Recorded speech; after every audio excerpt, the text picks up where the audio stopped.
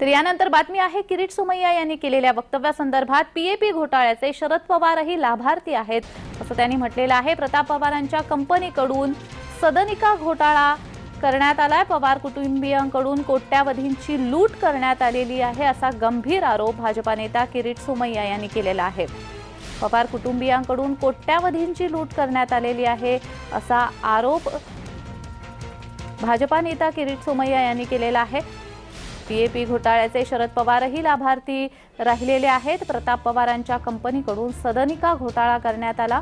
पवार कुटुंबियांकडून कोट्यावधीची लूट करण्यात आलेली आहे असा गंभीर आरोप भाजपा नेता किरीट सोमय्या यांनी केला।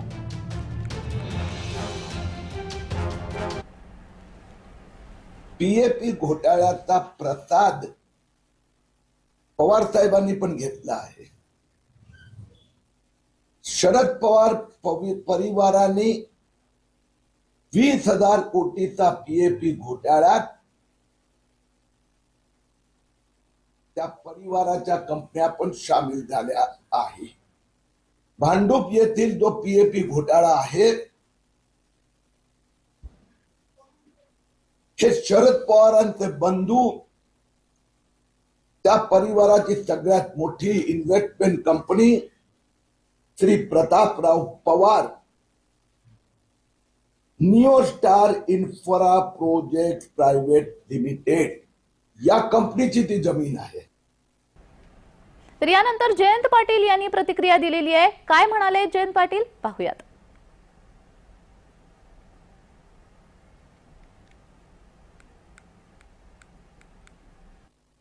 ते कशाबद्दल बोलतात हेच कोणाला माहित नाही आणि अशी कोणतीही गोष्ट त्यापूर्वी कधी झालेली नाही आणि शरद पवार साहेबांनी असं कोणतेही काम कधीच केलेलं नाही।